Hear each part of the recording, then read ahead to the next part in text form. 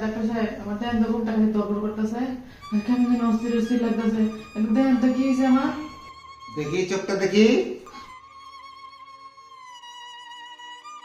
দেখি জিভে বের করো তো। বড় বড় শ্বাস নাও। তো জটিল রোগ। তোমার বাড়িতে কেউ আসছে আজকে? জি আমার শ্বশুর শাশুড়ি আইতেছে। চিন্তার কোনো কারণ নাই। এই রোগ প্রায় মেয়েদের হয়ে থাকে, তবে একটা জিনিস বোন, এই রোগের কোনো ওষুধ নেই, বুঝছো? তাহলে কি রোগের থেকে মুক্তি পেতাম না? আছে, একটা উপায় আছে। কি ডাক্তার সাহেব তাড়াতাড়ি করুন। ভিজিটটা তো একটু বেশি লাগবে। আচ্ছা ঠিক আছে, তুমি যখন এত করে বলছো, তোমার শ্বশুর শাশুড়িকে সকালবেলা প্রত্যেকটা দিন করলা জুস বানিয়ে খাওয়াবে। এক সপ্তাহ খাওয়াইলে দেখবে যে রোগ ঠিক হয়ে গেছে। তাহলে বলতো 100%।